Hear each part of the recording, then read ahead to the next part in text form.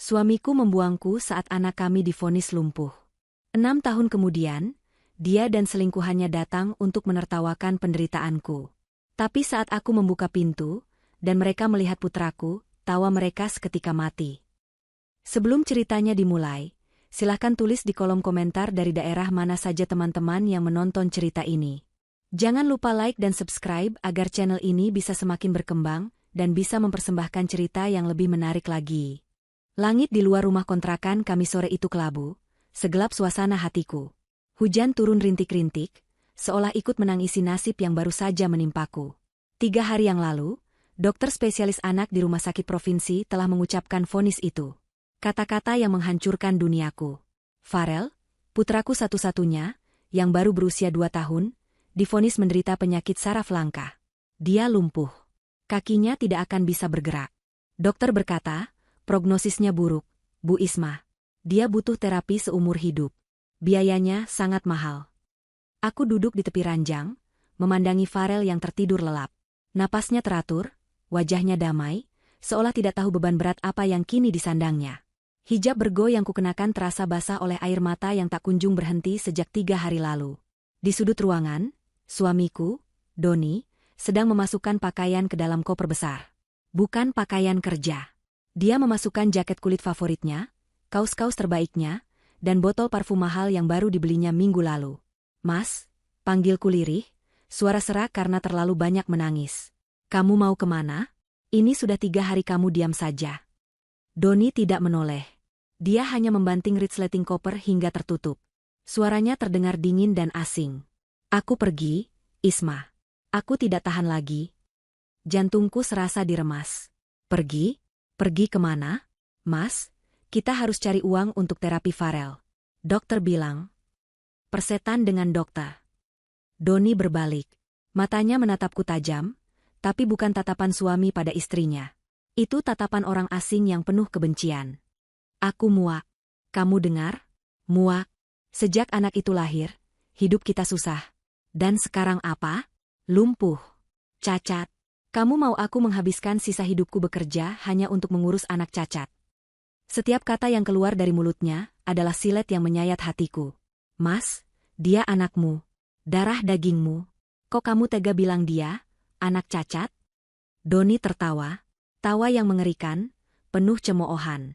Anakku? Aku bahkan tidak yakin dia anakku. Mungkin itu hasil perbuatanmu di luar. Sebuah tamparan mungkin tidak akan terasa sesakit ini. Aku terdiam, syok. Astagfirullah, Mas, kamu sadar apa yang kamu ucapkan? Aku sangat sadar. Dia menyambar tas ransel lain. Dia berjalan cepat ke lemari kecil tempat aku menyimpan semua dokumen dan sisa uang kami. Aku menyimpan amplop coklat di sana. Isinya 3 juta rupiah. Itu bukan uang Doni. Itu uang hasil aku menjual satu-satunya cincin kawin dan gelang warisan ibuku, khusus untuk membayar uang muka terapi Farel minggu depan. Aku melihat tangannya meraih amplop itu. Jangan, Mas. Aku menjerit, mencoba berlari menghalanginya. Itu uang untuk Farel. Itu uang terapinya. Doni mendorongku. Tubuhku yang kecil terhuyung dan menabrak dinding. Minggir, bentaknya. Dia memasukkan amplop itu ke sakunya. Dia tidak berhenti di situ. Dia mengambil buku tabungan yang ada di laci. Dia tahu aku tidak punya ATM. Besok, dia pasti akan menguras semuanya. Doni, kumohon, aku menangis, merangkak memegang kakinya. Jangan ambil uang itu. Ambil semua yang ada di dompetku, ambil perhiasanku yang tersisa, tapi jangan uang Farel. Dia butuh terapi itu. Kalau tidak, dia akan lumpuh selamanya. Kumohon, Mas. Doni menendang tanganku hingga peganganku terlepas. Dia menatapku dengan jijik, seolah aku adalah kotoran yang menempel di sepatunya. Kemudian, dia melakukan hal yang paling menghancurkan hatiku. Dia berjalan ke ranjang tempat Farel tertidur. Dia menatap Farel yang mungil dan tak berdaya. Aku mengira, mungkin, sedikit saja, ada sisa cinta seorang ayah di hatinya. Mungkin dia akan goyah. Beban, desisnya pelan. Hanya beban seumur hidup. Dia berbalik, menyeret kopernya ke pintu depan. Aku, dengan sisa tenaga yang ada, menggendong Farel yang terbangun karena keributan dan mulai menangis. Aku berlari mengejarnya ke teras. Hujan semakin deras. Mas Doni, jangan pergi. Doni, Disitulah aku melihatnya. Sebuah mobil sedan mengkilap, yang aku tidak tahu milik siapa, berhenti tepat di depan gerbang kontrakan kami. Mesinnya menyala. Kaca jendela penumpang turun. Di dalamnya, duduk seorang wanita. Vina. Sekretaris di kantor Doni. Wanita yang selalu kutepis kecurigaanku padanya. Dia memakai lipstik merah menyala, tersenyum sinis ke arahku. Doni membuka bagasi, melempar kopernya, lalu bergegas masuk ke kursi pengemudi.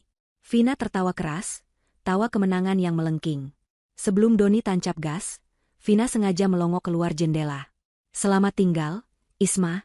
Urus saja anak cacatmu itu. Biar Mas Doni bersenang-senang denganku. Mobil itu melesat pergi, menerabas genangan air hujan di jalan. Cipratan airnya yang kotor mengenai hijab dan wajahku. Aku berdiri mematung. Dinginnya air hujan tidak sedingin hatiku yang kini beku. Tangis Farel di pelukanku semakin kencang. Dia kedinginan. Aku terduduk di lantai teras yang basah dan kotor. Tubuhku gemetar hebat. Suamiku, ayah dari anakku, telah pergi. Dia pergi bersama wanita lain. Dia membawa semua harta kami. Dia mengambil uang yang seharusnya kugunakan untuk menyembuhkan putraku. Dia mengambilnya, dan menertawakanku. Pintu tertutup. Hanya ada aku, putraku yang sakit, dan rekening bank yang aku tahu besok pasti sudah terkuras habis. Mereka pikir, kami akan mati perlahan. Pagi hari pertama setelah Doni pergi adalah pagi terpanjang dalam hidupku. Matahari terbit, tapi sinarnya tidak mampu menembus kegelapan di dalam kamar kontrakan yang pengap ini. Aku tidak tidur sedetik pun. Mataku bengkak, dan tubuhku sakit semua setelah semalaman terduduk di lantai memeluk Farel. Farel demam. Tangisnya semalam berhenti karena kelelahan, tapi kini dia mulai merengek lagi. Renhekannya pelan, tapi terdengar seperti jeritan di telingaku. Dia lapar. Aku beranjak, kakiku kram. Aku berjalan ke dapur kecil kami. Aku membuka kulkas. Kosong. Doni bahkan membawa sisa makanan kering dan sekotak susu formula Farel. Aku membuka tempat beras. Kosong. Aku memeriksa dompetku di atas meja. Kosong. 0 rupiah. Laki-laki itu benar-benar tidak menyisakan sepeser pun untuk kami makan hari ini. Panik mulai menjalari dadaku. Aku tidak peduli pada perutku sendiri, tapi Farel harus makan. Dia harus minum susu dan obat penurun panas.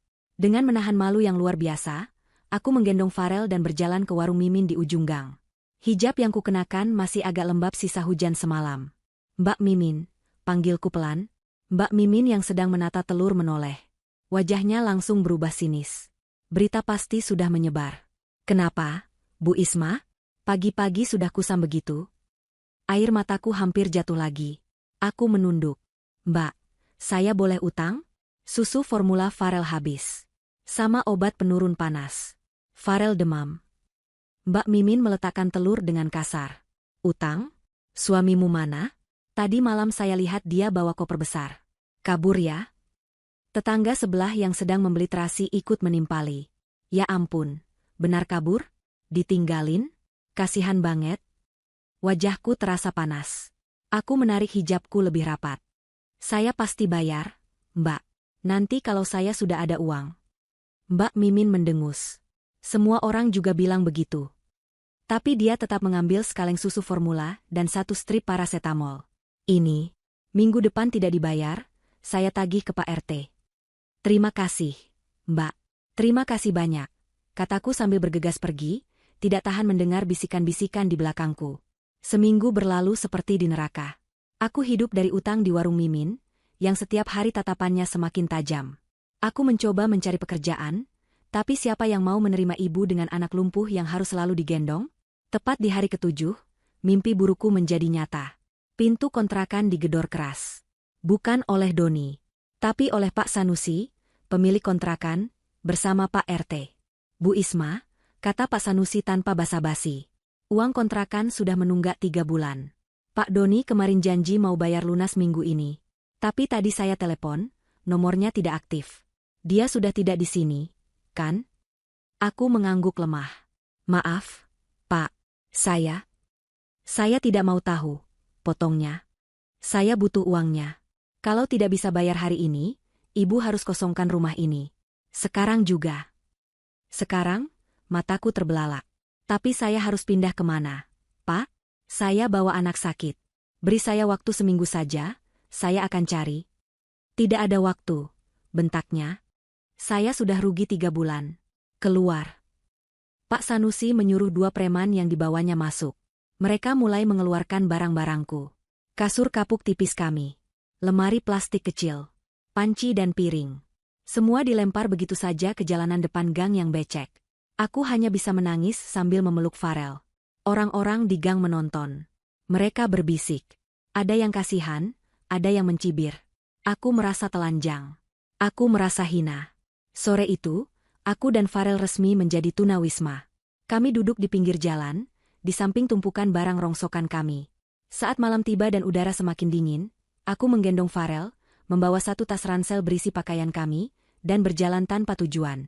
Aku berhenti di sebuah musola kecil. Malam itu, kami tidur di teras musola yang dingin, beralaskan kardus bekas yang kutemukan di tempat sampah. Keesokan harinya, aku harus bangkit. Aku tidak boleh mati. Farel tidak boleh mati. Aku menitipkan Farel sebentar pada penjaga musola, seorang nenek tua yang iba. Aku berjalan kaki menyusuri pasar, bertanya pada siapa saja. Ada pekerjaan, Bu? Apa saja? Saya bisa mencuci, menyetrika, membersihkan. Setelah puluhan penolakan, seorang pemilik warung makan Padang akhirnya memberiku pekerjaan. Kamu cuci piring di belakang. Borongan. Sehari 30.000. Tapi anakmu jangan dibawa ke sini, bikin repot. 30.000. Cukup untuk apa? Tapi aku mengambilnya. Aku kemudian menemukan solusi. Aku berbicara dengan nenek penjaga musola. Aku menawarinya separuh dari gajiku, 15.000, untuk menjaga Farel dari pagi sampai sore. Nenek itu setuju. Dimulailah rutinitasku. Pukul 4 pagi aku bangun, sholat, menyiapkan Farel. Pukul 5 aku berlari ke pasar, mencuci tumpukan piring kotor yang menggunung, bau amis dan sisa gulai. Tanganku yang dulu halus, kini mulai melepuh dan perih. Pukul 5 sore aku selesai, mengambil Farel, dan kembali ke teras mushola. Tapi aku tidak lupa pada tujuanku. Farel harus sembuh. Dengan sisa uang 15.000 sehari, aku menabung mati-matian. Aku hanya makan nasi sisa dari warung Padang yang boleh kubawa pulang. Setelah 2 minggu, uangku terkumpul. Aku mendengar dari orang-orang di pasar, ada seorang terapis urat dan saraf di kampung sebelah. Namanya Pak Sarkim. Bukan dokter, tapi katanya, pintar. Biayanya murah. Aku menggendong Farel, berjalan kaki 5 kilometer jauhnya di bawah terik matahari menuju kampung itu. Tempat Pak Sarkim hanya gubuk kayu sederhana. Banyak orang mengantre. Saat giliran Farel tiba, Pak Sarkim, seorang pria tua bertubuh kurus tapi tangannya terlihat kokoh, memeriksa kaki Farel. Sudah kaku ini, Bu. Sarafnya sudah lama tidak bergerak. Harus dikagetkan, katanya dengan logat Jawa kental. Lalu, tanpa aba-aba, dia mulai memijat dan menggerakkan paksa kaki Farel. Kaa, Ibu. Farel menjerit sejadi-jadinya. Jeritan kesakitan yang belum pernah kudengar sebelumnya. Aku melompat, ingin menghentikannya. Pak, pelan-pelan, anak saya kesakitan. Pak Sarkim menatapku tajam. Tahan, Bu. Kalau ibu tidak tahan, anak ini tidak akan pernah jalan. Ini sarafnya harus dipaksa hidup lagi. Menjerit itu bagus, tandanya dia masih merasa. Pak Sarkim melanjutkan terapinya. Farel menjerit, menangis, memanggilku.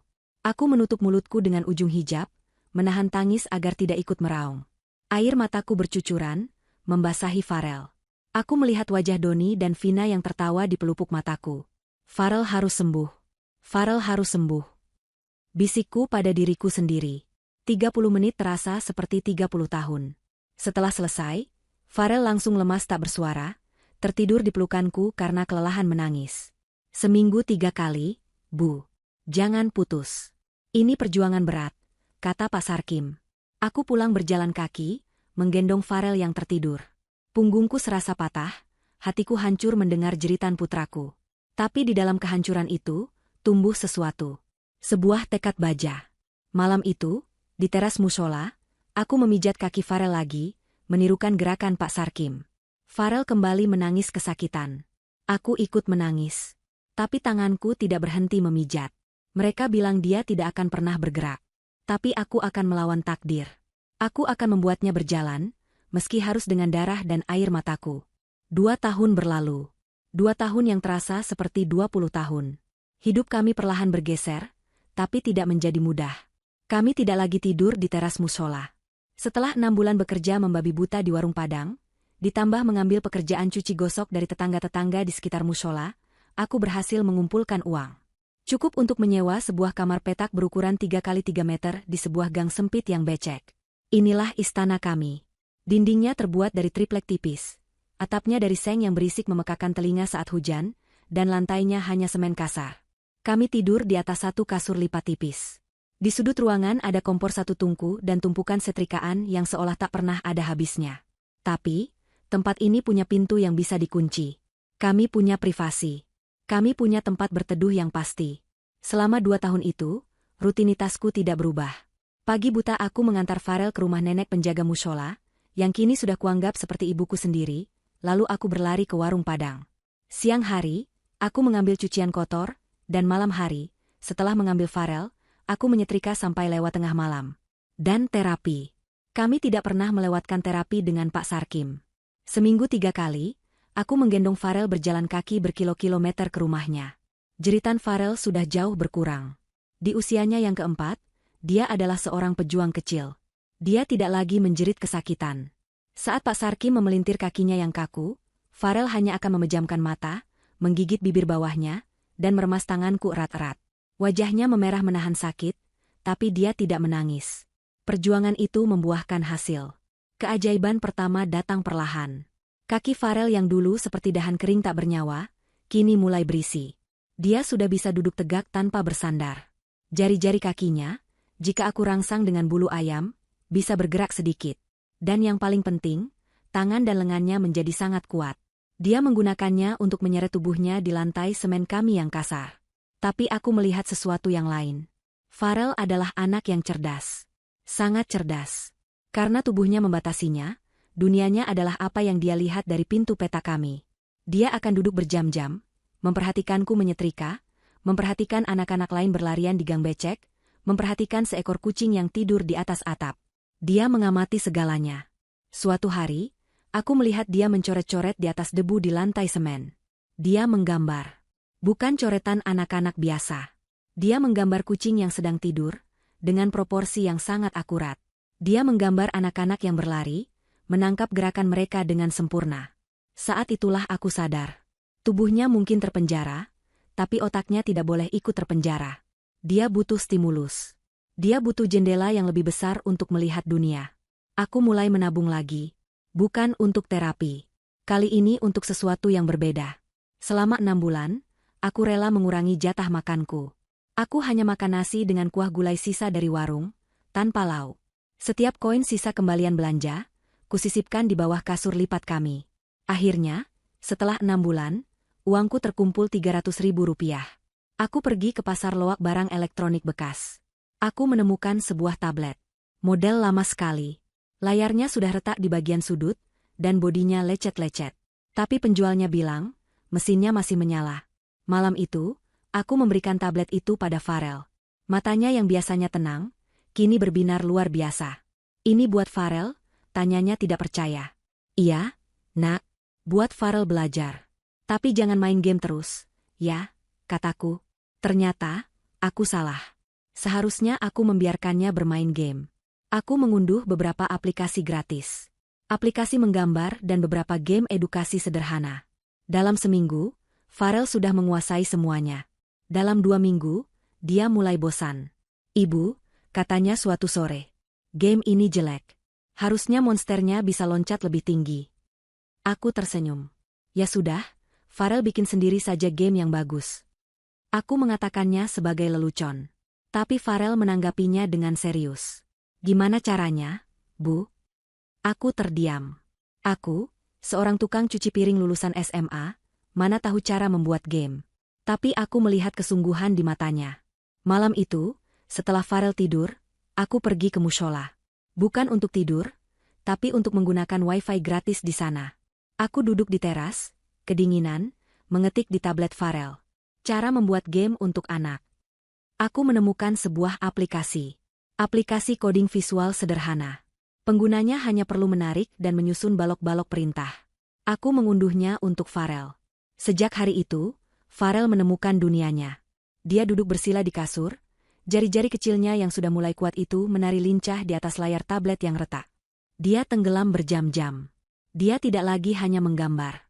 Dia membuat gambarnya bergerak. Dia membuat karakter, memberinya perintah. Dia bergumam sendiri. Salah. Harusnya kalau kena ini, dia kembali ke awal. Bukan mati.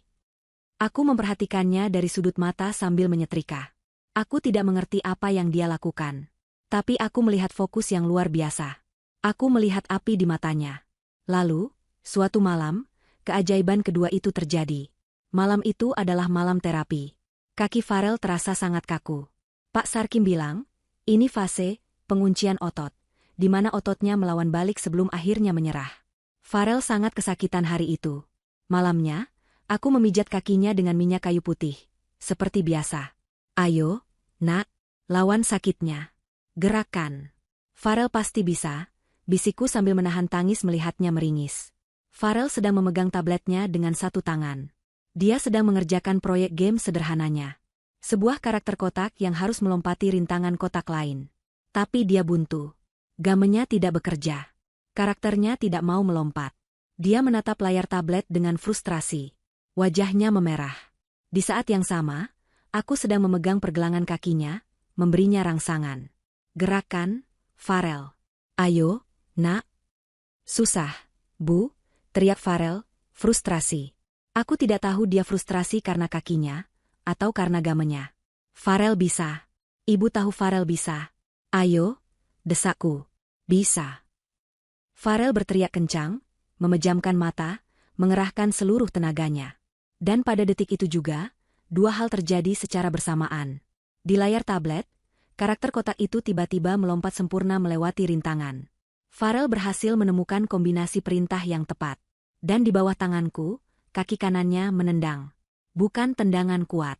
Hanya sebuah hentakan kecil yang kaku. Tapi itu gerakan sadar. Dia menggerakkannya. Aku membeku. Tanganku gemetar. Farel membuka matanya. Dia menatap layar tabletnya yang berhasil, lalu menatap kakinya. Dia menatapku. Ibu. Bisiknya, bingung. Kakiku gerak. Aku tidak bisa menahannya lagi. Aku menjatuhkan tablet itu ke kasur, dan aku memeluk Farel. Aku menangis sejadi-jadinya. Bukan tangisan pilu. Itu tangisan kemenangan. Farel bisa, nak. Farel bisa jalan. Ya Allah. Malam itu, Tuhan memberiku dua keajaiban sekaligus. Dia mulai menghidupkan kaki putraku. Dan di saat yang sama, dia menunjukkan padaku bahwa di dalam kepala putraku, tersimpan sebuah berlian. Kejadian malam itu mengubah segalanya. Udara di dalam kamar peta kami yang pengap kini terasa penuh harapan. Kami bukan lagi sekadar korban yang bertahan hidup. Kami adalah tim yang sedang berjuang untuk menang. Aku sadar, aku memiliki dua tugas besar.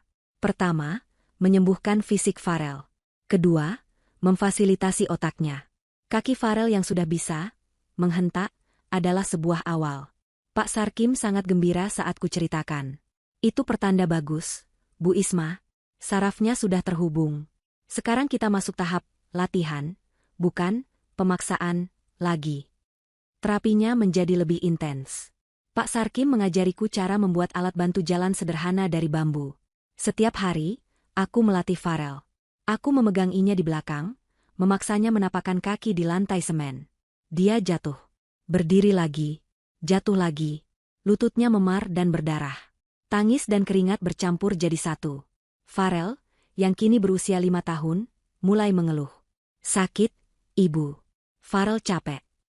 Sebentar lagi, nak, kataku, sambil mengelap keringat di dahinya. Nanti kalau Farel sudah bisa jalan, Farel bisa bikin game tentang pahlawan yang jatuh 100 kali tapi bangkit 101 kali. Pasti keren. Motivasi itu berhasil. Farel akan mengangguk, mengusap air matanya, dan berkata, ayo lagi, Bu. Sementara fisiknya ditempa, otaknya berkembang liar. Tablet retak itu sudah tidak cukup. Jari-jarinya terlalu cepat untuk layar sentuh yang lambat. Dia butuh laptop. Dari mana aku bisa dapat laptop? Harganya jutaan. Aku mengambil keputusan gila. Aku menjual perhiasan terakhirku. Sebuah anting emas kecil, satu-satunya peninggalan ibuku yang kusembunyikan dari Doni. Aku menjualnya. Laku 900.000 rupiah. Aku membawanya ke pusat elektronik bekas. Aku mendapatkan sebuah laptop tua. Sangat tua.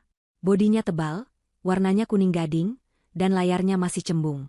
Tapi laptop itu punya keyboard. Saat Farel melihat laptop itu, dia seperti melihat harta karun. "Makasih, Ibu," katanya, matanya tidak lepas dari benda itu. Disinilah tugasku yang kedua dimulai. Aku sadar, aku tidak bisa lagi mengandalkan insting. Aku harus belajar. Setiap malam, setelah Farel tertidur pulas kelelahan karena latihan berjalan, dan setelah setumpuk setrikaan terakhir tandas, aku tidak tidur. Aku berjalan ke musola. Pukul 1 dini hari, di teras musola yang senyap, ditemani nyamuk, aku menyalakan laptop tua itu dan menyambungkannya ke wifi gratis. Tanganku yang kasar karena sabun cuci dan panas setrika, kini mulai belajar mengetik. Aku belajar. Aku membaca semua artikel yang bisa kutemukan. Apa itu aset game? Apa itu pixel art? Apa itu desain grafis? Di mana orang menjual karya digital? Apa itu freelancer? Apa itu portofolio? Apa itu PayPal? Aku belajar bahasa Inggris dasar dari kamus online. Kata-kata seperti buy, sell, client, payment, project. Aku mencatatnya di buku tulis bekas. Aku adalah seorang ibu rumah tangga yang menjadi CEO dalam semalam. CEO dari perusahaan satu karyawan, yaitu putraku sendiri. Siang hari, saat Farel tidak terapi, dia akan duduk di depan laptop tuanya. Aku membelikannya buku gambar dan pensil warna murah. "Gambarkan dulu di kertas, Nak. Pikirkan yang bagus. Baru masukkan ke laptop." Dan Farel menggambar. Dia menggambar ksatria, naga, monster, pohon-pohon ajaib, dan istana. Gambarnya memiliki gaya yang unik. Sederhana, kotak-kotak, yang kemudian aku tahu disebut pixel art, tapi sangat detail dan penuh karakter. "Ini ksatria api, Bu," katanya sambil menunjukkan gambarnya. "Pedangnya bisa keluar api, tapi kelemahannya air." "Bagus, Nak. Sekarang coba buat dia dalam 3 gerakan. Diam, jalan, dan menyerang," kataku, mengulangi apa yang kubaca dari artikel, cara membuat aset game untuk pemula. Farel mengerjakannya. Dengan telaten, dia menggambar kotak demi kotak di aplikasi gratis yang kunduh di laptopnya. 2 bulan kemudian, kami memiliki portofolio pertama kami. 1 set karakter, ksatria api, dengan 10 gerakan. 1 set, monster gua, dengan 5 variasi. Dan 1 set, harta karun dan koin. Sekarang, bagian tersulit. Menjualnya. Malam itu, di teras mushola, aku membuat akun di sebuah situs web kecil tempat para pengembang game independen menjual dan membeli aset. Aku menggunakan namaku, Isma Design. Aku mengunggah karya Farel. Aku gugup sekali. Bagaimana cara menentukan harga? Aku melihat-lihat karya orang lain. Rata-rata harganya $10. Aku takut. Aku memasang harga paling murah di seluruh situs. $3. Untuk semua karya Farel. $3, atau sekitar Rp40.000 saat itu. Aku menekan tombol, unggah. Sehari berlalu. Tidak ada yang terjadi. 2 hari. Tidak ada. Seminggu. Kosong. Farel mulai cemas. "Kok tidak ada yang beli, Bu?" "Sabar, Nak. Mungkin mereka belum lihat. Farel bikin lagi saja yang lebih bagus," kataku, menyembunyikan kekecewaanku sendiri. Aku hampir putus asa. Mungkin ini hanya mimpi. Mungkin karya anakku tidak ada yang mau. Mungkin aku hanya ibu yang terlalu memaksakan kehendak. Malam itu, di minggu kedua, aku sedang menyetrika daster pelanggan. Aku kelelahan. Jam di dinding menunjukkan pukul 2 pagi. Tiba-tiba, ponsel jadulku yang kutaruh di samping tumpukan baju, berbunyi, ping. Bukan SMS. Bukan telepon. Itu suara notifikasi email. Aku menghentikan setrikaanku. Tanganku gemetar saat meraih ponsel itu. Kubuka email. Dari Apple. Subjek, Anda menerima pembayaran. Aku membuka email itu. Jantungku serasa berhenti berdetak. "Selamat, Isma Design. Anda telah menerima pembayaran sebesar $3,00 USD dari seorang pembeli untuk item Pixel Fire Night Asset Pack. $3. Aku terduduk di lantai. Air mataku menetes, jatuh ke atas daster yang sedang kusetrika, menimbulkan suara desis kecil. Aku menangis tanpa suara. Bukan karena jumlahnya. $3 hanya cukup untuk membeli susu Farel 2 hari. Aku menangis karena itu adalah bukti. Bukti bahwa kami bisa. Bukti bahwa karya putraku diakui. Bukti bahwa ada seseorang di belahan dunia lain. Email itu menyebutkan pembelinya dari Kanada, yang mau membayar untuk sesuatu yang diciptakan oleh putraku di kamar petak sempit ini. Aku segera berlari ke kasur, mengguncang tubuh Farel. Nak, bangun, nak, bangun. Farel terbangun, matanya merah karena mengantuk. Kenapa, Ibu? Kebakaran? Aku menunjukkan layar ponselku di depan wajahnya. Laku, Farel. Laku. Karya Farel laku. Ada yang beli, $3. Farel mengucek matanya. Dia melihat layar ponsel itu. Senyum perlahan terkembang di wajahnya. Senyum terindah yang pernah kulihat. Benaran, Bu? Benar, nak, benar. Kami berpelukan erat di tengah kamar petak yang hening, di antara tumpukan setrikaan. Keesokan harinya, aku mencairkan uang itu. Rp40.000. Aku tidak membelikan makanan. Aku tidak membelikan baju. Aku membawa Farel ke Pak Sarkim. Pak, kataku. Hari ini Farel terapinya 2 sesi. Ini uangnya. Lalu aku pergi ke apotek. Aku membelikan Farel sebotol vitamin terbaik yang ada di etalase, dan salep mahal untuk mengobati memar di lututnya. Malam itu, Farel menatapku saat aku mengoleskan salep di lututnya. Bu, katanya. Besok Farel mau bikin robot. Robot yang lebih keren. Biar laku $5. Aku tersenyum. Bikin, nak. Bikin yang banyak. Nanti uangnya kita kumpulkan. Kita beli kursi roda yang bagus, biar ibu tidak capek lagi gendong Farel. Farel menggeleng. Bukan, Bu. Kita kumpulkan uang. Buat beli kaki robot buat Farel. Aku tertegun, lalu tertawa. Mimpi anakku jauh lebih besar dari mimpiku. Sejak malam itu, aku tahu kami akan berhasil. Setiap rupiah yang dihasilkan oleh otaknya, kami investasikan untuk menyembuhkan kakinya. Kami sedang membangun kerajaan kami, setapak demi setapak, dari nol. 6 tahun. 6 tahun adalah waktu yang lama. Itu adalah 72 bulan, atau lebih dari 2000 hari. Bagiku, 6 tahun itu adalah 2000 pertempuran yang kulalui, satu demi satu, dari terbit fajar hingga larut malam. Penjualan pertama seharga $3 itu adalah percikan api. Malam itu, aku tidak tidur. Setelah Farel kembali terlelap, aku kembali ke teras mushola. Bukan untuk menyetrika, tapi untuk menyalakan laptop tua kami. Aku menggunakan sisa uang dari penjualan antingku untuk membeli paket internet kecil di ponselku. Aku tidak bisa lagi bergantung pada wifi mushola yang lambat. Aku harus serius. Aku begadang semalaman, mempelajari situs-situs lain. Aku melihat karya-karya yang dijual seharga $20, $50, bahkan $100. Aku membandingkannya dengan karya Farel. Jujur, karya Farel tidak kalah. Bahkan, desainnya lebih bersih dan punya karakter yang lebih kuat. Aku sadar, aku telah salah. Aku menjualnya terlalu murah, karena aku merasa kami tidak pantas dihargai. Aku merasa kami adalah pengemis di dunia digital. Besoknya, aku berkata pada Farel, "Nak, ibu mau minta tolong. Bisa buatkan ibu 1 set lagi? Kali ini temanya robot. Robot jahat dan robot baik. Lengkap dengan senjatanya." Farel, yang baru saja menyelesaikan latihan berjalannya dan sedang beristirahat, mengangguk antusias. "Siap, Ibu." Farel sudah ada idenya. Selama seminggu penuh, Farel bekerja seperti profesional. Dia menggambar di buku sketsanya, menghapus, menggambar ulang, lalu memindahkannya ke laptop. Dia bekerja dengan fokus yang mengerikan untuk anak seusianya. Dia tidak hanya membuat 2 robot.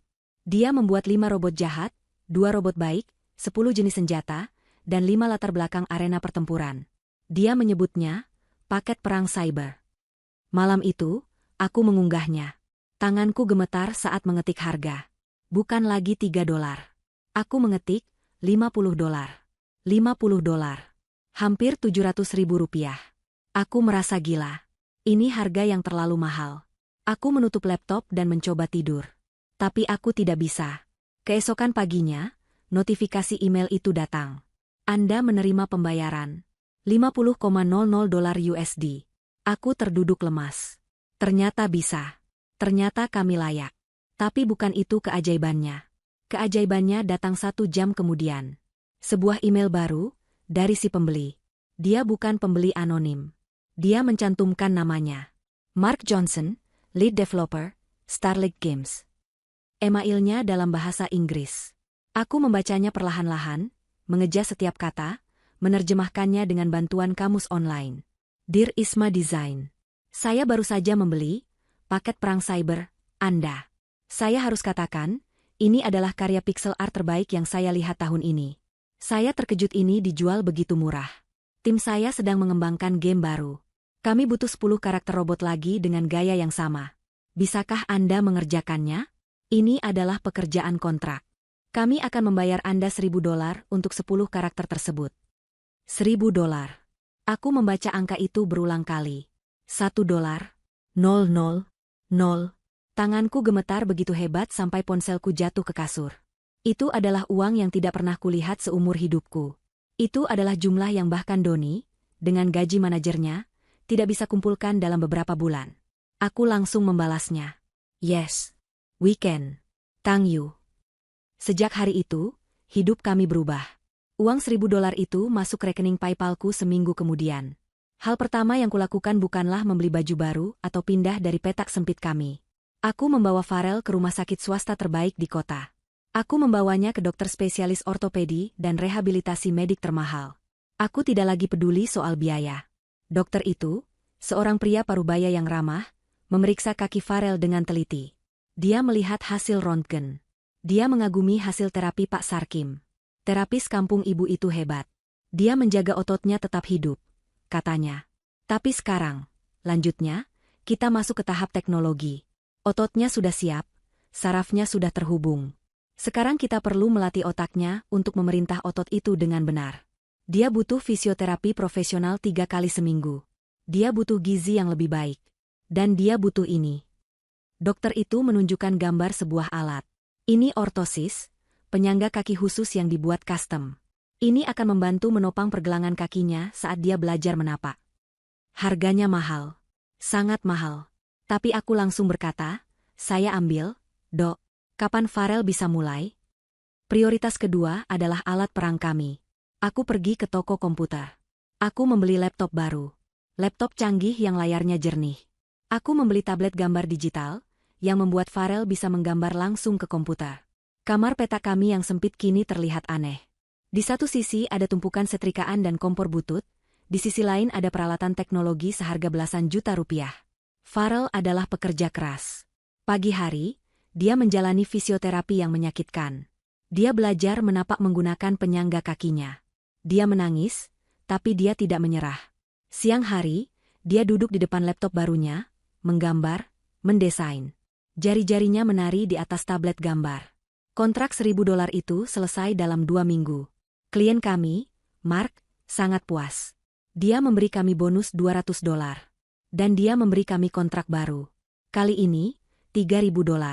Isma Design, mulai dikenal di komunitas pengembang game indie. Klien datang silih berganti. Dari Kanada, dari Jerman, dari Jepang.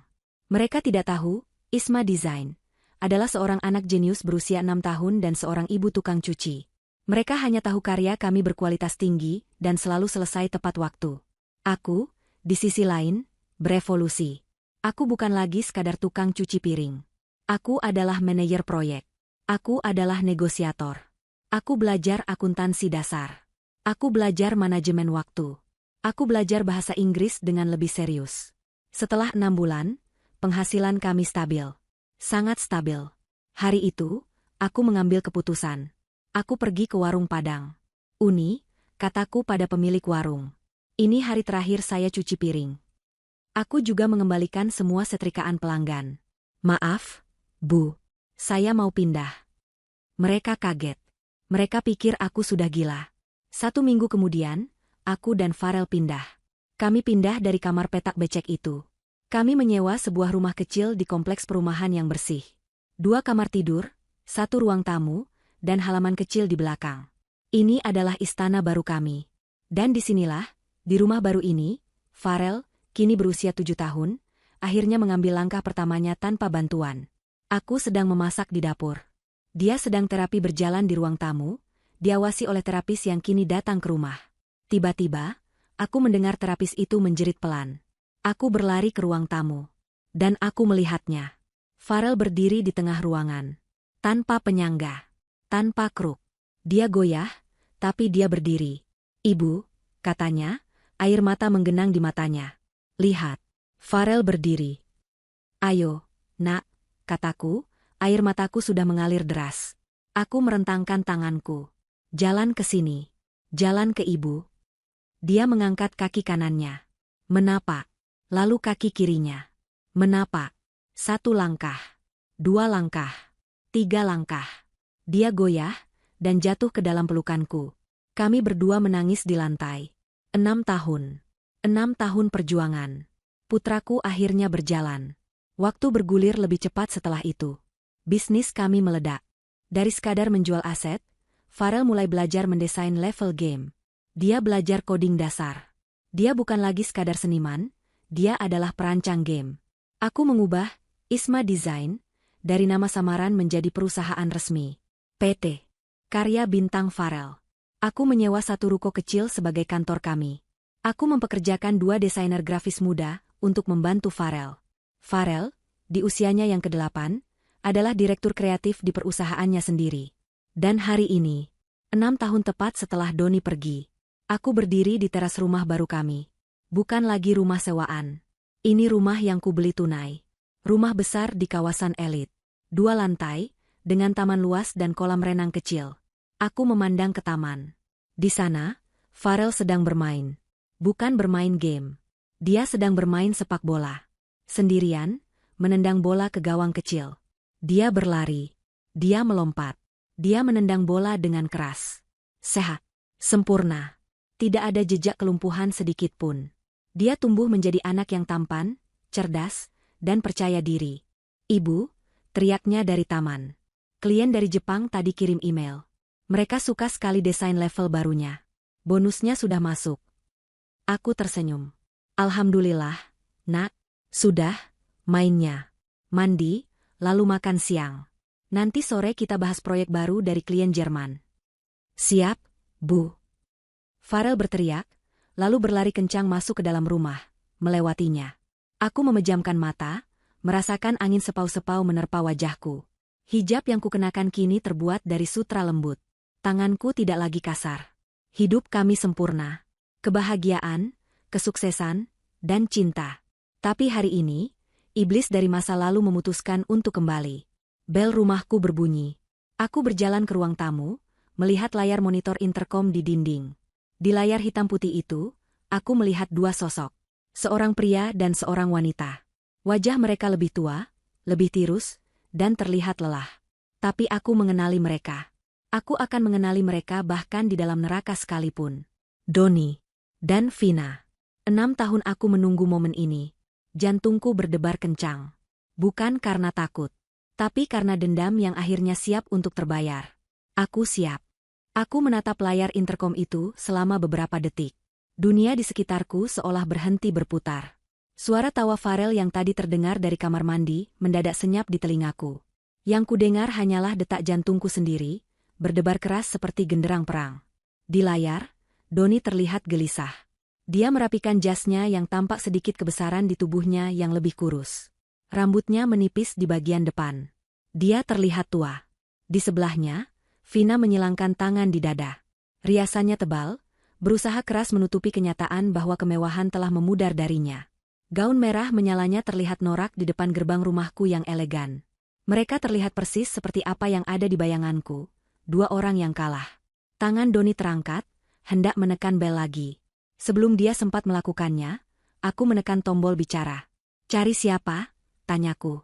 Suaraku sendiri terdengar asing, tenang dan dingin. Doni dan Vina terkejut mendengar suaraku. Mereka saling pandang. Isma? Suara Doni terdengar ragu. Ini aku, Isma. Doni.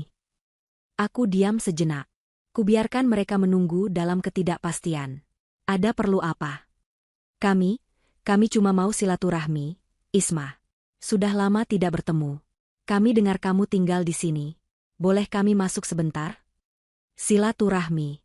Sebuah kata yang terdengar begitu busuk keluar dari mulutnya. Farel. Aku berteriak ke dalam rumah, suaraku tetap tenang. Nak, di kamar dulu, ya? Main komputer saja. Ibu ada tamu sebentar. Oke, Bu, teriak Farel dari dalam. Aku menoleh kembali ke interkom. Aku tidak ingin Farel melihat mereka. Belum. Ini adalah urusanku. Aku menekan tombol pembuka gerbang. Klik.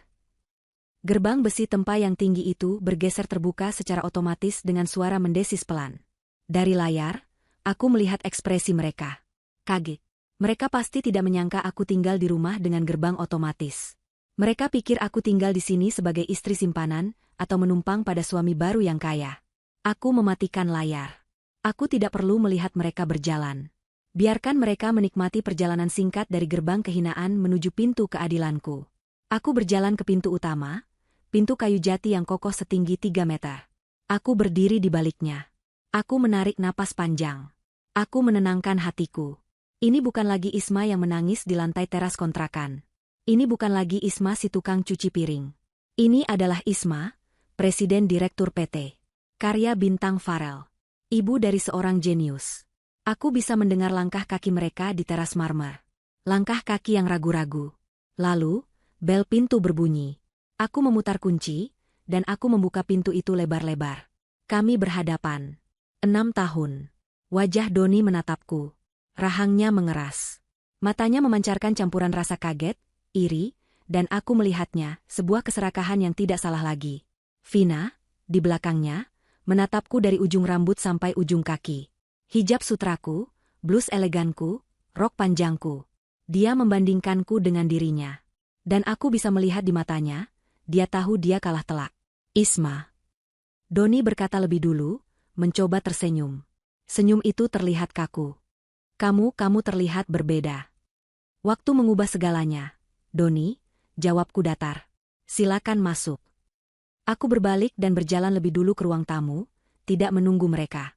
Aku sengaja membiarkan mereka melihat kemewahan rumah ini. Ruang tamu dengan langit-langit tinggi, sofa kulit impor, dan sebuah lukisan abstrak besar yang harganya lebih mahal dari seluruh harta yang dulu mereka curi dariku. Mereka masuk perlahan, seperti pencuri yang masuk ke istana. Mata mereka meliar ke segala arah. Gila. Bisik Vina pelan, tapi aku masih bisa mendengarnya. Rumah ini, Mas, suaminya pasti kaya raya. Doni menyikut Vina pelan. Dia duduk di tepi sofa, terlihat canggung. Vina ikut duduk di sebelahnya. Jadi, kataku, sambil duduk di kursi tunggal yang berhadapan dengan mereka. Aku duduk tegak, kedua tanganku terlipat tenang di pangkuan. Setelah 6 tahun, apa yang membawa kalian ke sini? Kalian tidak terlihat seperti datang untuk silaturahmi.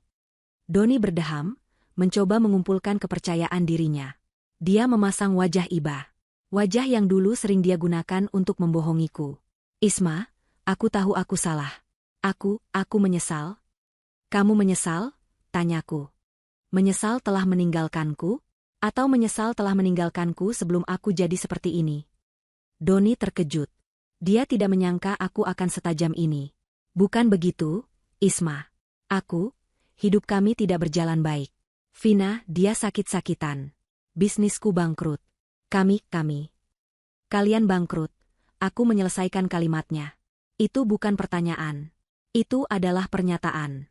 Wajah Vina memerah. Apa maksudmu? Kami baik-baik saja, bentaknya. Aku tersenyum tipis. Oh, ya? Lalu kenapa mobil sedan yang dulu kalian pakai untuk kabur, sekarang terparkir di luar gerbangku dengan stiker, akan ditarik leasing, yang masih menempel di kacanya? Wajah Doni langsung pucat pasi. Vina terdiam membisu. Mereka tidak tahu aku melihatnya dari kamera CCTV gerbang. Kepercayaan diri mereka runtuh seketika. Topeng mereka hancur. Kami butuh bantuan, Isma, Doni akhirnya mengaku. Suaranya lirih, seperti pengemis.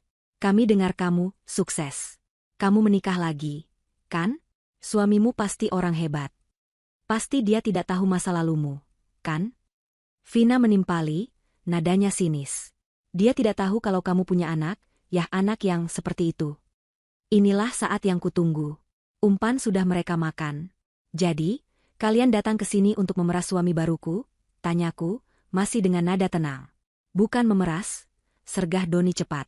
Kami, anggap saja uang tutup mulut. Beri kami sedikit uang, dan kami akan pergi. Kami tidak akan mengganggu hidup barumu yang sempurna. Kami tidak akan memberitahu suamimu kalau dia menikahi janda beranak.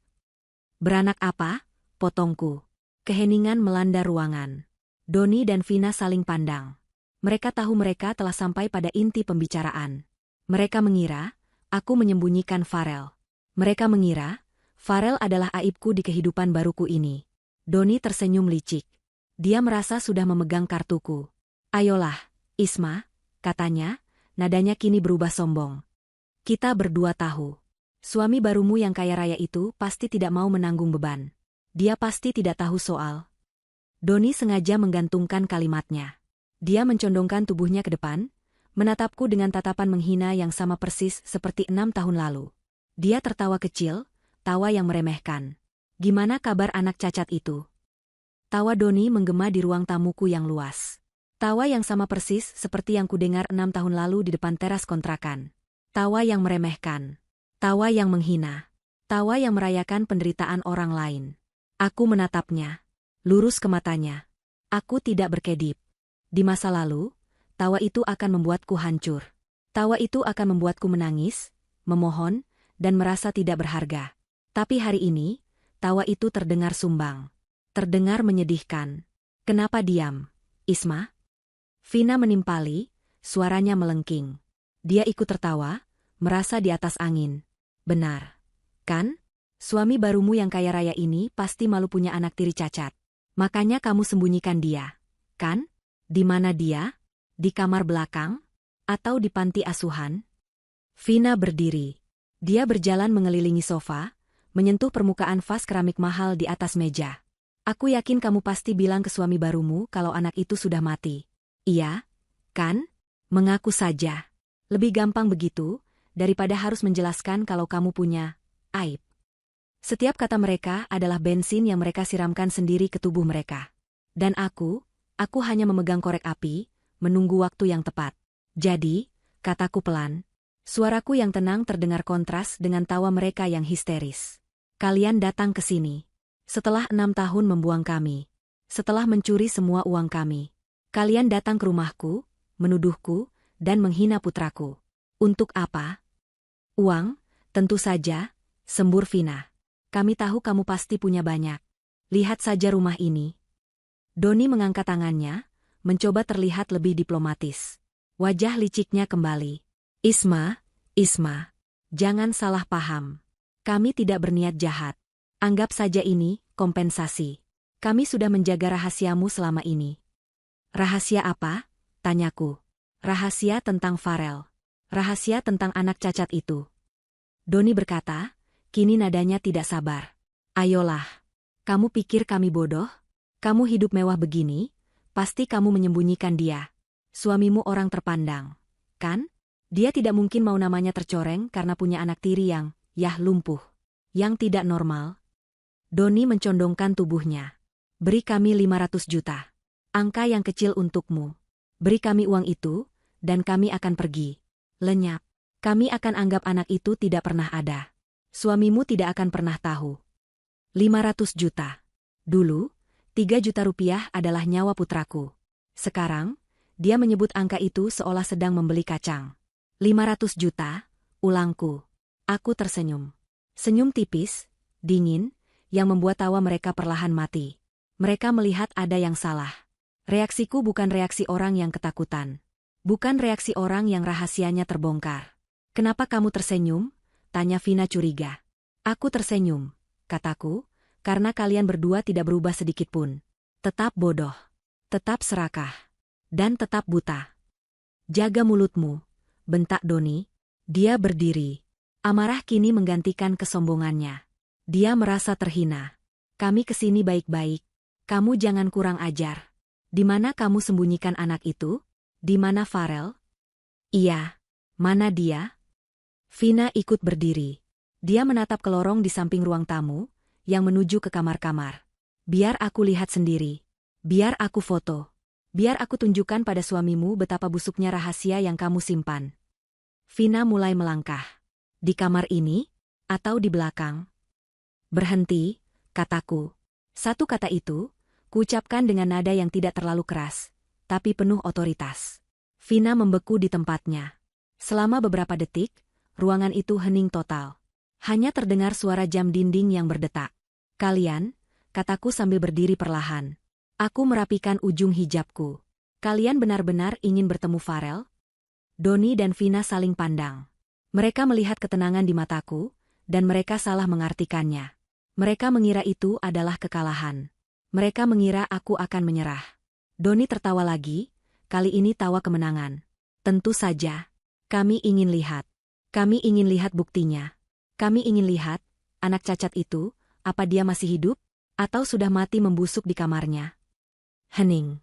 Kata-kata itu tergantung di udara. Mati membusuk. Itulah kata-kata terakhir yang menyegel nasib mereka. Aku menatap Doni. Baik. Kalian boleh melihatnya. Tapi dia tidak ada di kamar belakang. Lalu di mana? Tanya Vina sinis. Aku menunjuk ke arah tangga spiral megah di sudut ruangan, yang menuju ke lantai 2. Dia di atas. Di ruang kerjanya. Ruang kerja? Vina tertawa mengejek. Kerja apa? Melipat kotak obat? Atau mengemis online? Aku tidak menjawab. Aku hanya berjalan menuju tangga. Ikut saya. Langkah kakiku tidak bersuara di atas karpet tebal. Tapi langkah kaki Doni dan Vina di belakangku terdengar berat dan ragu di lantai marmer. Kesombongan mereka mulai bercampur dengan kebingungan. Rumah ini terlalu besar. Terlalu mewah. Dan aku terlalu tenang. Kami menaiki tangga. Di lantai 2, ada sebuah lorong panjang dengan beberapa pintu. Aku berjalan ke pintu paling ujung. Pintu ganda yang terbuat dari kayu eksolit. Kalian yakin ingin melihatnya? Tanyaku sekali lagi, tanganku sudah memegang gagang pintu. Setelah kalian melihat ini, tidak ada jalan untuk kembali. Cukup basa-basinya, Isma, hardik Doni, buka pintunya. Aku mengangguk. Sesuai permintaan kalian. Aku memutar gagang pintu dan mendorongnya terbuka. Doni dan Vina menerobos masuk melewatiku. Tawa sinis sudah siap di bibir mereka. Mereka mengharapkan pemandangan yang menyedihkan. Sebuah kamar gelap, berbau obat, dengan sosok kurus kering tak berdaya terbaring di ranjang. Sebaliknya, tawa mereka mati di tenggorokan. Mulut mereka terbuka. Mata mereka terbelalak. Mereka tidak masuk ke kamar orang sakit. Mereka masuk ke sebuah markas futuristik. Ruangan itu sangat luas. Separuh dindingnya terbuat dari kaca, menyajikan pemandangan kota dari ketinggian. Sinar matahari sore membanjiri ruangan. Dinding lainnya dipenuhi rak-rak buku, penghargaan dalam bingkai, dan figur-figur mainan koleksi yang mahal. Di tengah ruangan, sebuah meja berbentuk huruf L yang sangat besar menampung peralatan yang belum pernah mereka lihat seumur hidup mereka. 3 monitor ultralebar berjejer, menampilkan barisan kode rumit, desain grafis 3D, dan sebuah aplikasi komunikasi. Sebuah komputer dengan casing transparan menyala dengan lampu neon biru. Beberapa tablet gambar digital, keyboard mekanik, dan mikrofon berkualitas studio melengkapi meja itu. Apa-apa ini? Bisik Vina. Suaranya gemetar. Dia mundur selangkah, menabrak Doni. Ini ruang kerja suami barumu? Doni tidak menjawab. Matanya terpaku pada satu titik. Pada kursi di tengah semua teknologi itu. Sebuah kursi gaming ergonomis yang canggih. Dan di kursi itu, duduk seorang anak laki-laki. Punggungnya menghadap kami. Dia sedang memakai headphone besar, dan jari-jarinya bergerak lincah di atas keyboard. Dia sedang fokus. Farel, panggilku pelan. Anak itu tidak mendengar.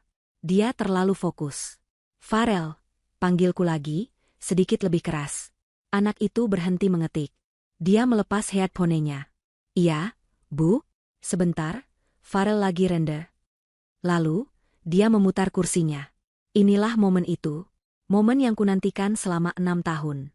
Momen di mana waktu berhenti bagi Doni dan Vina. Yang mereka lihat bukanlah anak lumpuh berusia 2 tahun. Yang mereka lihat adalah seorang anak laki-laki berusia 8 tahun. Wajahnya tampan, bersih, dan cerdas. Matanya jernih. Rambutnya disisir rapi. Dia sehat. Dia tegap. Dan dia tidak di kursi roda. Farel menatap 2 orang asing di pintu ruangannya dengan bingung. Dia tersenyum sopan. Maaf, Ibu.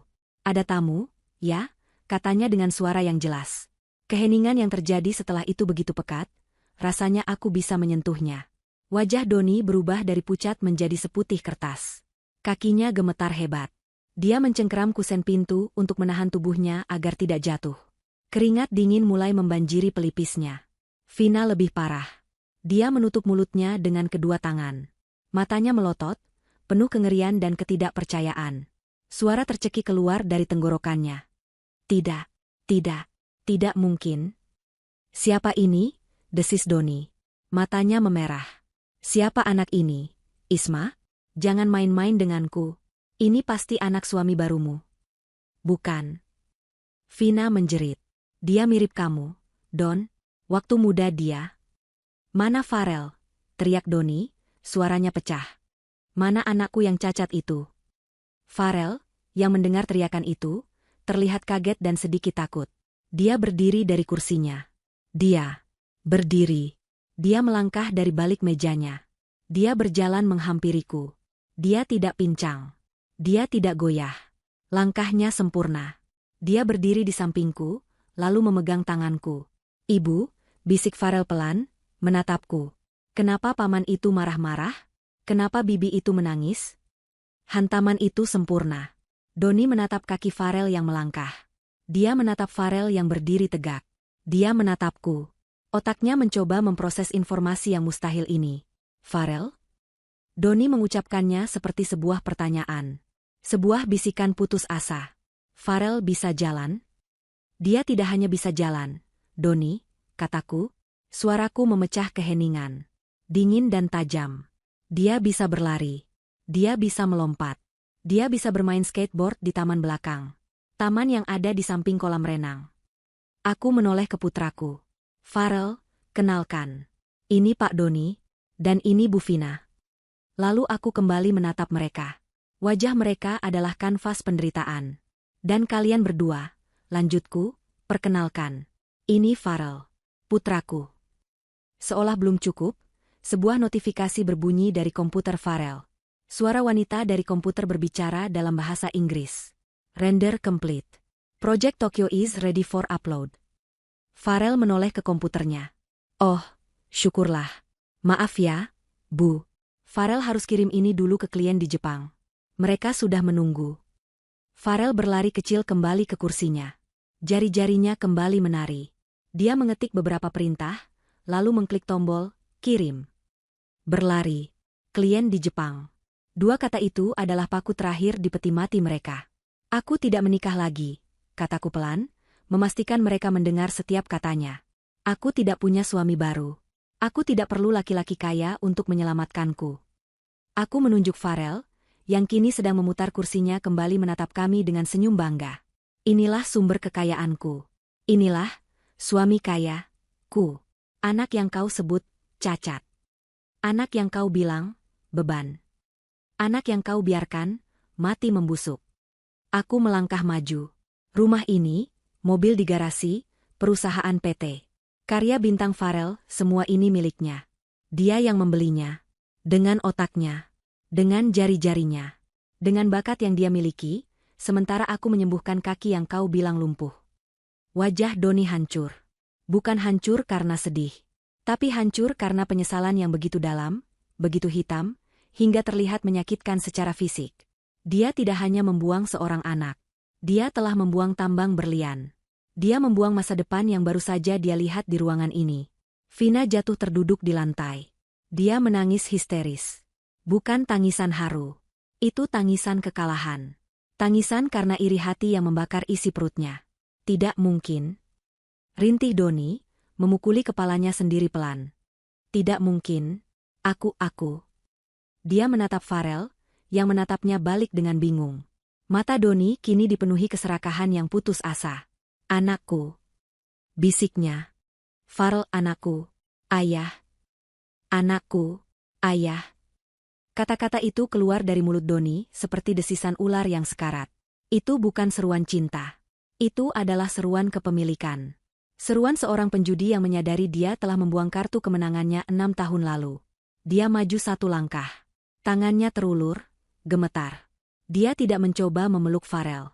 Dia mencoba menyentuhnya, seolah ingin memastikan Farel nyata. Seolah menyentuhnya akan memberinya bagian dari semua kemewahan ini. Farel, ayah di sini, nak, ayah kembali untukmu. Vina, yang masih terduduk di lantai, menatap pemandangan itu dengan mata nanar. Tangisannya berhenti. Wajahnya kini dipenuhi kebencian. kebencian pada Doni, kebencian pada Farel, dan yang terbesar, kebencian padaku. Dia sadar, Doni akan mencoba beralih pihak. Farel, secara refleks, melangkah mundur. Dia bersembunyi di balik tubuhku, satu tangannya mencengkeram erat ujung blusku. Dia tidak takut pada Doni. Dia jijik. Anak-anak memiliki insting yang murni. Jangan sentuh dia, kataku. Suaraku pelan, tapi mematikan. Tangan Doni membeku di udara. Pergi dari anakku, ulangku. Isma. Dia anakku, teriak Doni, kini histeris. Wajahnya yang pucat memerah. Dia darah dagingku. Aku ayahnya. Farel, nak, jangan dengarkan ibumu. Dia sudah meracuni pikiranmu. Ayah minta maaf. Ayah hilaf. Ayah akan ganti semuanya. Ayah akan belikan kamu apa saja. Kita bisa keliling dunia. Bertiga. Kita keluarga. Dia menoleh ke Vina. Pergi kamu dari sini, Vina. Urusan kita selesai. Aku akan kembali pada keluargaku. Vina terbelalak. Apa? Doni, kamu gila. Pergi, bentak Doni. Dia tidak lagi peduli pada Vina. Vina adalah tiketnya menuju kemiskinan. Farel adalah tiketnya menuju kekayaan tak terhingga. Dia kembali berlutut di depanku. Dia menjatuhkan harga dirinya. Dia menangis. Air mata buaya yang deras. Isma. Maafkan aku, Isma. Aku dibutakan oleh Vina. Aku dibutakan oleh harta. Aku berdosa. Aku tersiksa 6 tahun ini, Isma. Tersiksa.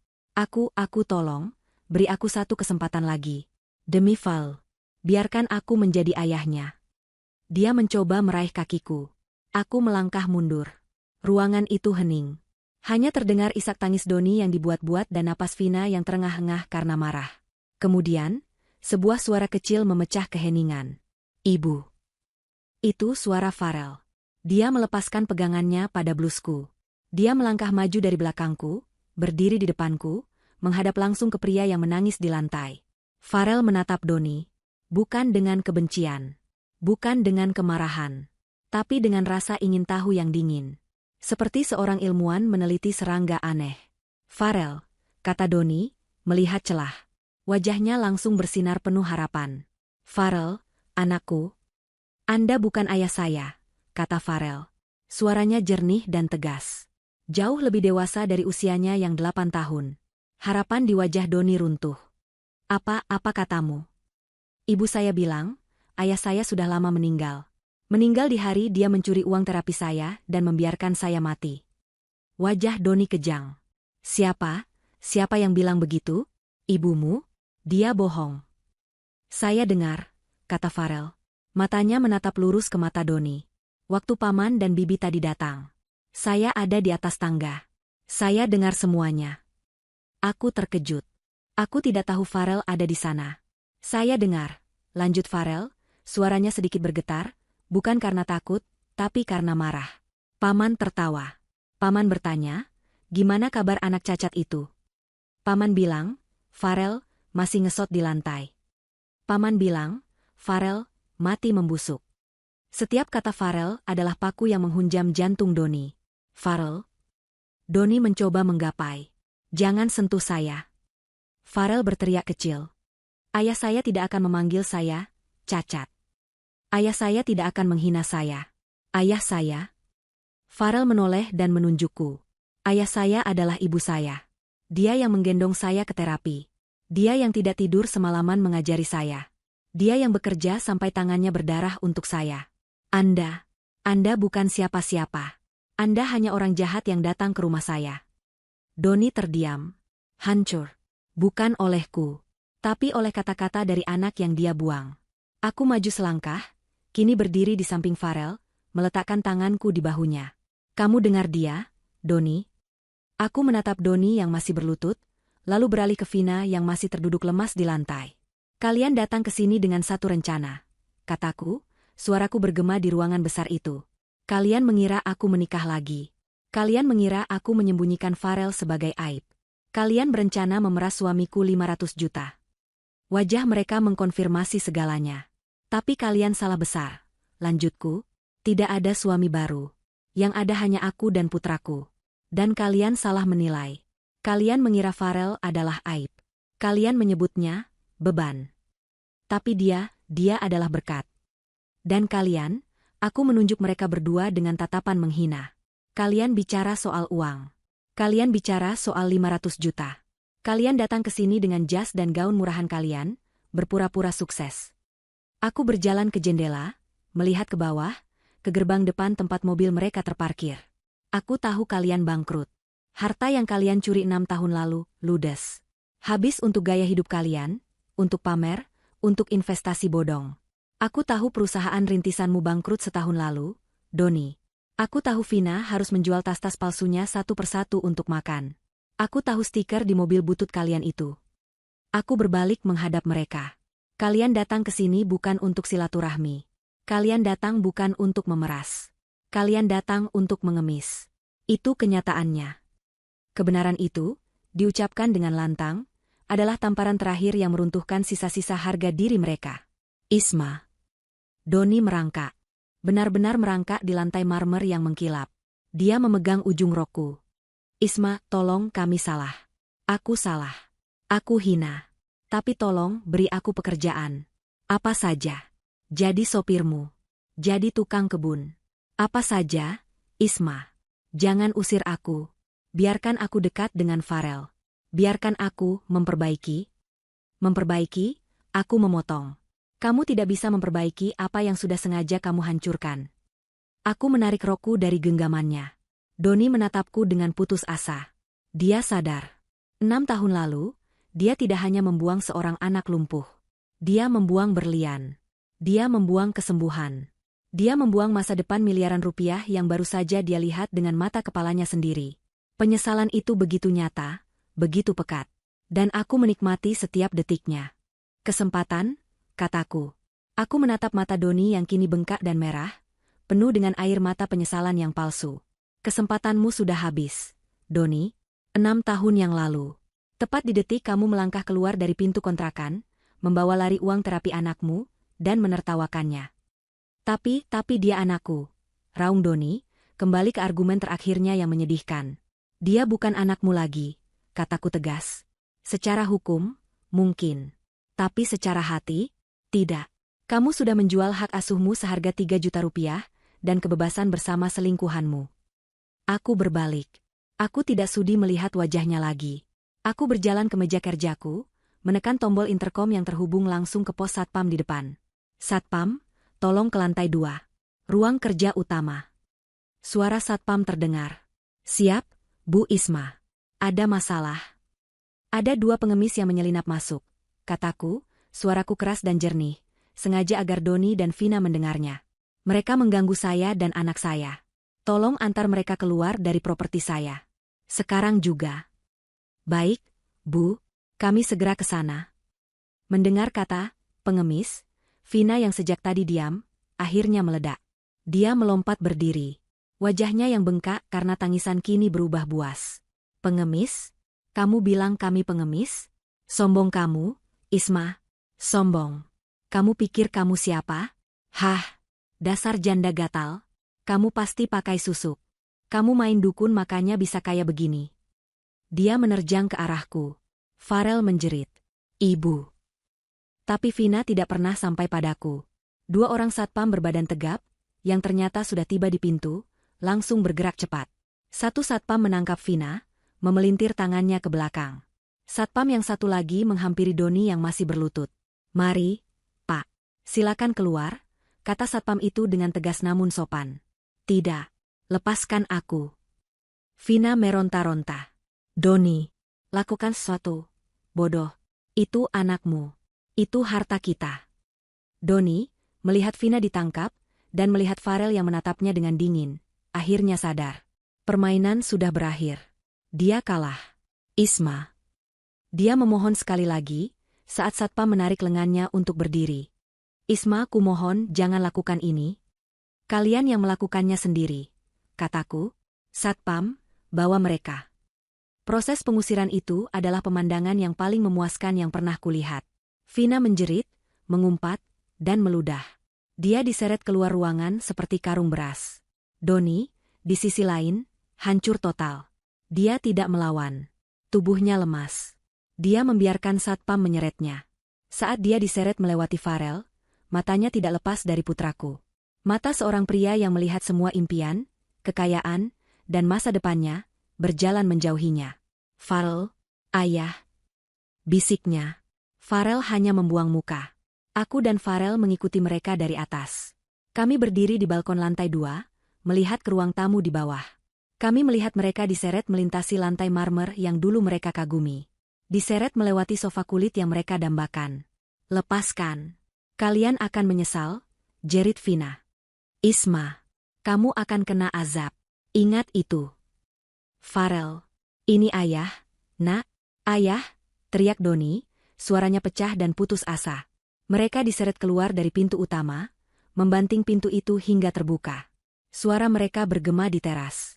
Aku berjalan ke jendelaku, menyingkap tirai. Aku dan Farel melihat adegan terakhir. Di luar gerbang, di jalanan komplek yang sepi dan asri, kedua satpam itu melempar mereka keluar. Doni jatuh tersungkur di aspal. Vina terhuyung-huyung. Gerbang otomatis yang mewah itu menutup di belakang mereka dengan suara desisan pelan. Memisahkan dunia mereka dari dunia kami. Disitulah, di luar gerbang, karma terakhir terjadi. Vina, yang melihat Doni tersungkur, tidak menolongnya. Matanya menyala penuh amarah. Dia berjalan menghampiri Doni. Pla. Sebuah tamparan keras mendarat di pipi Doni. Terdengar bahkan sampai ke tempatku berdiri. Ini semua salahmu. Vina menjerit histeris, memukuli dada Doni. Laki-laki bodoh. Laki-laki tidak berguna. Kamu bilang aku akan hidup enak. Kamu bilang aku akan kaya raya. Dia menunjuk rumahku. Itu. Harusnya itu milik kita. Harusnya aku yang jadi nyonya di sana. Tapi kamu membuangnya. Kamu membuang anak itu. Kamu membuang tambang emas itu hanya karena kamu malas mengurusnya. Vina, hentikan sakit. Rintih Doni. 6 tahun aku hidup susah sama kamu.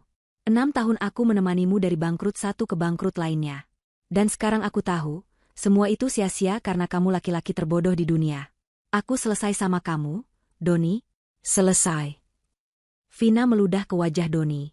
Dia merapikan gaunnya yang kusut, berjalan dengan langkah marah ke pos satpam, mungkin untuk memesan ojek atau taksi online. Meninggalkan Doni sendirian. Doni tetap tersungkur di aspal. Sendirian. Ditinggal selingkuhannya. Diusir dari rumah anaknya. Tanpa uang. Tanpa harga diri. Hancur total. Aku menutup tirai. Pertunjukan sudah selesai. Aku berbalik. Ruangan itu kembali sunyi. Hanya terdengar suara dengungan pelan dari komputer Farel. Aku berlutut di depan putraku. Aku memegang kedua bahunya. Mataku menatap matanya. Farel tidak apa-apa. Nak, maafkan ibu. Farel terdiam sejenak. Lalu dia tersenyum. Senyum yang menghapus semua sisa luka di hatiku. Dia mengulurkan tangan kecilnya, mengusap air mata yang tidak kusadari jatuh di pipiku. Farel tidak apa-apa, Bu. Mereka orang jahat. Farel tidak takut, katanya. Yang penting, Farel punya ibu. Dia memelukku erat. Aku membalas pelukannya, menghirup aroma tubuhnya. Anakku, pejuangku, harta karunku. Kami berpelukan lama. Akhirnya, Farel melepaskan pelukannya. Matanya kembali berbinar, topik pembicaraan sudah beralih di otaknya yang brilian. Bu, katanya dengan nada serius. Ide game baru Farel tadi belum selesai kuceritakan. Gamenya tentang seorang ratu pejuang, yang harus melindungi pangeran kecilnya dari monster bayangan yang jahat. Keren, kan? Aku tertawa. Tawa yang murni dan bahagia. Tawa yang tidak pernah kurasakan selama bertahun-tahun. Keren sekali, sayang, kataku sambil mengusap kepalanya. Ayo, ceritakan pada ibu. Ceritakan semuanya. Aku duduk di sofa, dan Farel duduk di sampingku, mulai berceloteh tentang level desain dan mekanisme sihir. Aku mendengarkannya, tapi pikiranku melayang sejenak ke pintu depan. Pintu itu tertutup. Sama seperti 6 tahun lalu. Tapi kali ini, aku yang menutupnya. Dia mengambil semua hartaku, dan meninggalkanku dengan beban. Tapi dia lupa, beban yang dirawat dengan cinta akan berubah menjadi kekuatan. Dan kekuatan itu kini menjadi penyesalan terbesarnya seumur hidup, terbesarnya seumur hidup, terbesarnya seumur hidup, terbesarnya seumur hidup, terbesarnya seumur hidup, terbesarnya seumur hidup.